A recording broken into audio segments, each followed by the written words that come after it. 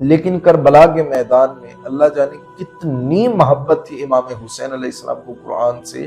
کہ اس وقت امام حسین علیہ السلام کا بدن الگ ہے، امام حسین کا سر نوک نیزہ پر ہے اور لے کر جا رہے ہیں، لیکن اس کے باوجود امام حسین علیہ السلام کے لبوں سے تلاوت قرآن نہیں رکی۔ کل نبی اس کائنات میں کتنے آئے؟ مولانا نے فرمایا 1,24,000 انبیاء کرام علیہ السلام کو مبیش۔ اس نے کہا پھر قرآن میں 1,24,000 انبیاء کا ذکر کہاں پر ہے؟ مولانا نے فرمایا اس نبولی کے اندر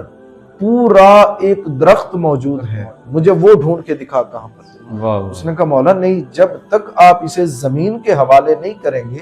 تب تک یہ درخت ہماری سمجھ میں نہیں آ سکتا۔ مولانا نے فرمایا اسی طرح جب تک تم قرآن وارثان قرآن کے حوالے نہیں کرو گے تب تک تمہیں قرآن میں ہر چیز نظر نہیں آ سکتی۔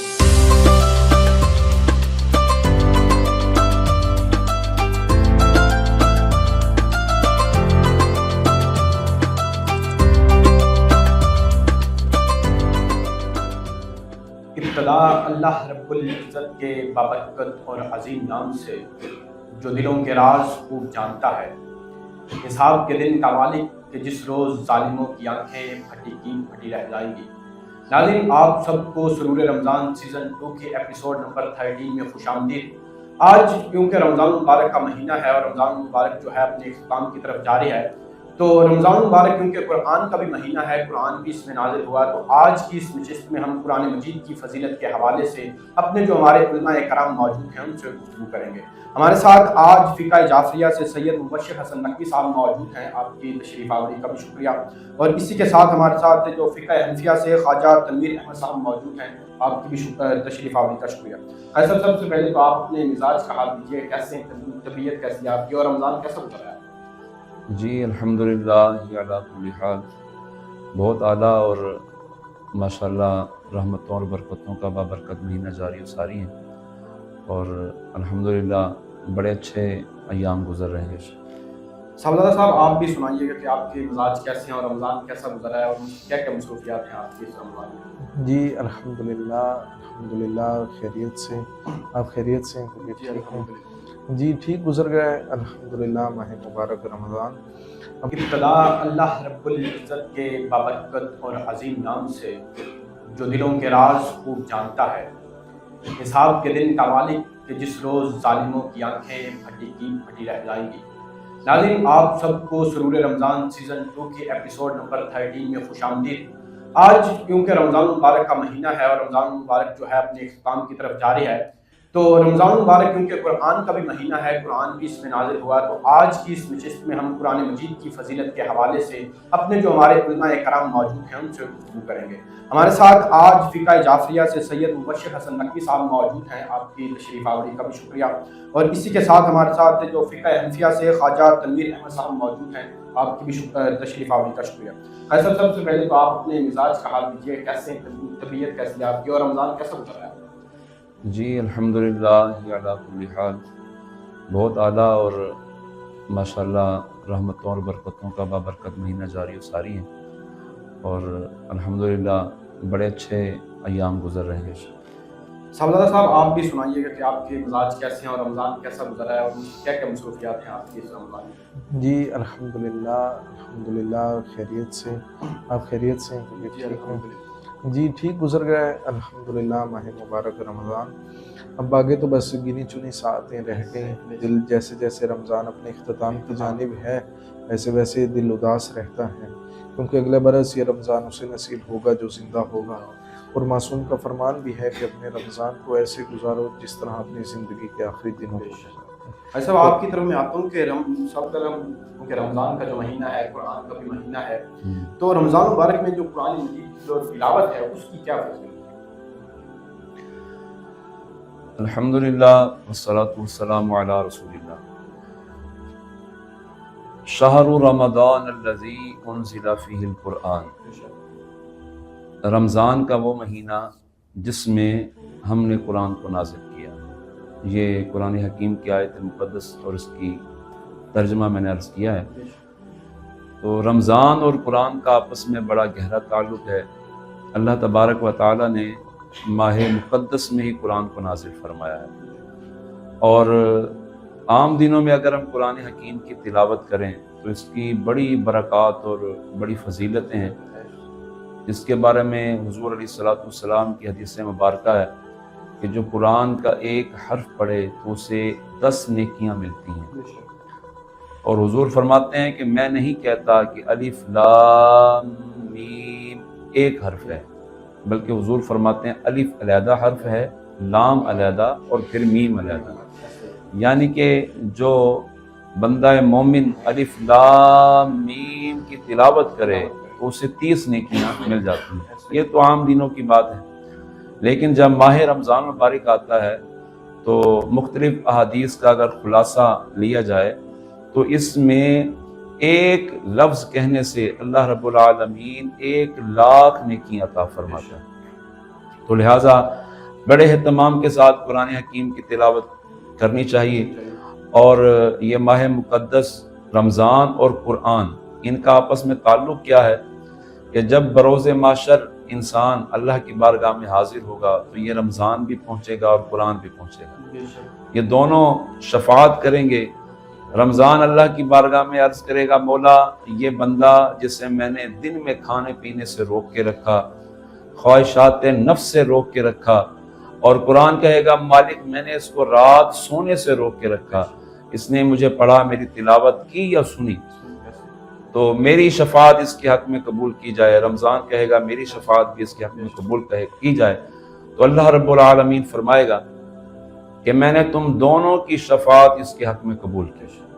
اور اس کی شفاعت قبول کرنے کے بعد ان دونوں کی، رمضان اور قرآن کی، اللہ رب العالمین بندہ مومن کو جنت میں داخل فرما دے گا۔ اگر آپ کی طرف میں بڑھوں تو یہ قرآن مجید کی جو فضیلت کے حوالے سے اگر ہم دیکھیں تو حضرت امام حسین علیہ السلام جب جزے پہ تھے تو کہا جاتا ہے کہ آپ تب بھی قرآن مجید کی جو تلاوت ہے ان کے لبوں پر جاری تھی، تو اس حوالے سے آپ کی تھوڑا اس پر روشنی ڈالیے۔ بسم اللہ الرحمن الرحیم۔ پہلے تو قرآن پاک کی فضیلت کے حوالے سے عرض کرتا چلوں کہ ایک عام روٹین میں، یہ میں حدیث کا مفہوم عرض کر رہا ہوں کہ ایک عام روٹین میں بھی جب کوئی شخص قرآن پاک کی تلاوت کرتا ہے، جس گھر میں قرآن پاک کی تلاوت کی جاتی ہے وہ عرش پر آسمان والوں کو ایسے نظر آتا ہے جس طرح زمین والوں کو آسمان پر ستارے نظر آتے ہیں، اس سے نسبت دی گئی ہے کہ اس طرح سے نظر آتے ہیں۔ اور رمضان المبارک میں جس گھر میں قرآن کریم کی تلاوت کی جاتی ہے، آسمان پر اس گھر کو رمضان میں ایسے دیکھا جاتا ہے جیسے ہم زمین پہ بیٹھے ہوئے آسمان پر چاند کو ڈھونڈ رہے ہوتے ہیں، جس طرح ہم چاند کی مطلب کہ دیکھتے ہیں۔ اور خداوند عالم اس وقت ملائکہ سے فرماتا ہے جاؤ اس گھر پر اور اس گھر کے اہل خانہ پر میرے رحمات اور برکات پہنچا کر، تو وہ ملائکہ آتے ہیں۔ جب وہ واپس جانے لگتے ہیں تو خداوند عالم فرماتا ہے کہ ایسے واپس نہ آؤ، بلکہ وہاں رکو، اور وہاں رک کر اس اہل خانہ کے لیے، یہ جتنے اس گھر میں رہنے والے ہیں مقیم ہیں، ان سب کے لیے دعائے مغفرت طلب کرو، ان کے لیے استغفار کرو۔ تو لہٰذا اس قدر فضیلت زیادہ، اور جس طرح بھی حضرت نے بیان فرمایا کہ قرآن کریم میں یہ ماہ مبارک رمضان میں قرآن کریم کے ایک لفظ کی تلاوت کرنے کا 1,00,000 نیکیوں کے برابر اجر و ثواب ملتا ہے۔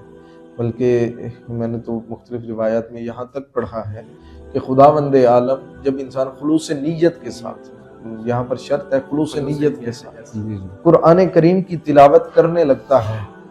تلاوت کرنے کے لیے قرآن سامنے رکھ کر بیٹھتا ہے، اور خدا فرماتا ہے اے میرے ملائکہ اب تم قلم چھوڑ دو، اب اس کا اجر و ثواب تم نہ لکھو، اب اس کا اجر و ثواب جانے اور خود میں رحمان جانے۔ یعنی کہ جتنا اس وقت خدا عطا کر سکتا ہے، تو اس وقت ہمیں یہ دیکھنا چاہیے کہ اب اگر کوئی گفٹ عطا کرنے والا کوئی چھوٹا موٹا آدمی ہو تو وہ ایک اور ہوتا ہے، اگر کسی وزیر اعظم نے کسی کو گفٹ دینا ہو تو اس کا ایک اور معیار ہوتا ہے۔ تو دیکھیں جب خدا اس وقت عطا کرنے لگتا ہے تو اللہ جانے خدا کس قدر عطا کرتا ہو۔ تو ہمیں ماہ مبارک رمضان میں کوشش کرنا چاہیے کہ زیادہ سے زیادہ قرآن کریم کی تلاوت کی جائے، اور فقط تلاوت نہ کی جائے بلکہ اس کو اپنی زندگیوں میں اپنے اوپر اپلائی بھی کرنا چاہیے۔ اس کو قرآن کریم کی جتنی تعلیمات ہیں ان کو اپنے اوپر اپلائی کرنا چاہیے، کیونکہ قرآن حکیم فقط بغیر ترجمہ کے پڑھنا، بغیر سمجھ بوجھ کے پڑھنا، بغیر فہم کے پڑھنا، بغیر تفکر و تدبر کے پڑھنا، اس کا اجر و ثواب ہے، لیکن اتنا نہیں ہے کہ جتنا معرفت کے ساتھ پڑھنے کا اجر و ثواب ہے۔ جب انسان معرفت کے ساتھ پڑھتا ہے تو پھر اس کی زندگیوں میں چینج بھی آتا ہے، اس کی لائف میں چینج آتا ہے، پھر پتہ چلتا ہے کہ کوئی ایسا جا رہا ہے جس نے قرآن کریم کی تلاوت کی ہوئی ہے۔ تو اب آئیے ہم کربلا کے میدان میں دیکھتے ہیں کہ امام حسین علیہ السلام جن کا جب یہ گلو مبارک کٹ گیا تو یہ جتنے بھی ڈاکٹرز موجود ہیں، یقیناً ہماری یہ ویڈیو ڈاکٹرز تک بھی پہنچے گی تو انشاءاللہ تائید کریں گے کہ انسان کے پھیپھڑوں سے آواز نکلتی ہے جو کہ اس کے حلق سے ہوتی، اس کے زبان پر آتی ہے، جس کی وجہ سے یہ مکمل ایک کنیکشن ہوتا ہے، جس کی وجہ سے انسان کی یہ آواز پیدا ہوتی ہے۔ اگر پھیپھڑے نہ ہوں تو انسان کی آواز پیدا ہی نہیں ہو سکتی۔ لیکن کربلا کے میدان میں اللہ جانے کتنی محبت تھی امام حسین علیہ السلام کو قرآن سے کہ اس وقت امام حسین علیہ السلام کا بدن الگ ہے، امام حسین کا سر نوک نیزہ پر ہے اور لے کر جا رہے ہیں،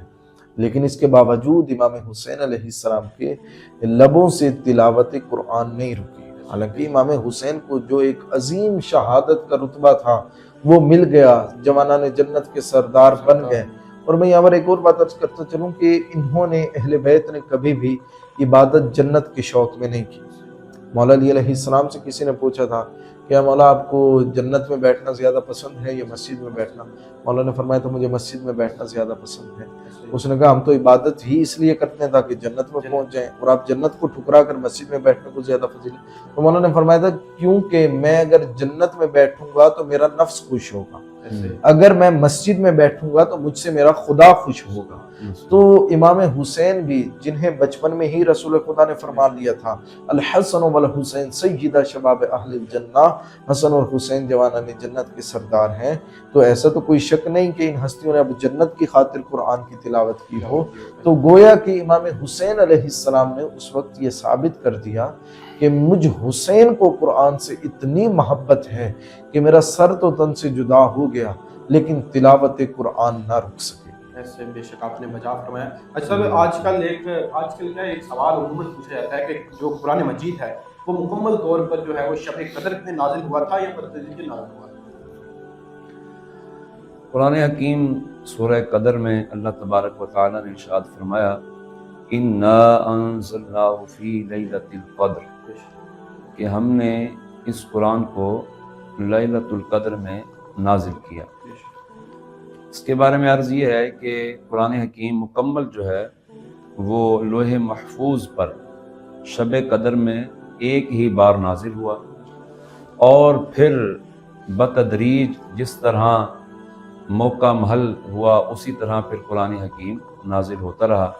محبوب کریم علیہ الصلوۃ والسلام اگر مکے میں ہیں تو قرآن مکے میں نازل ہوا، اگر حضور علیہ الصلوۃ والسلام مدینے میں ہیں تو قرآن مدینے میں نازل ہوا، اگر رحمت کائنات علیہ الصلوۃ والسلام مسجد میں ہیں تو قرآن مسجد میں نازل ہوا، حضور اگر سفر میں ہیں تو قرآن سفر میں نازل ہو رہا ہے، حضور علیہ السلام اگر بدر میں ہیں تو قرآن بدر میں نازل ہو رہا ہے، حضور علیہ السلام اگر احد میں ہیں تو قرآن احد میں نازل ہو رہا ہے، رحمت کائنات علیہ الصلوۃ والسلام اگر بستر میں ہے تو پھر قرآن نازل ہو رہا ہے۔ یعنی کہ جہاں جہاں حضور تشریف لے کر جا رہے ہیں قرآن بھی حضور کے پیچھے پیچھے تشریف لا رہا ہے۔ اور یہ انفارمیشن کی بات ہے کہ جس طرح قرآن حکیم رمضان میں نازل ہوا ہے، اسی طرح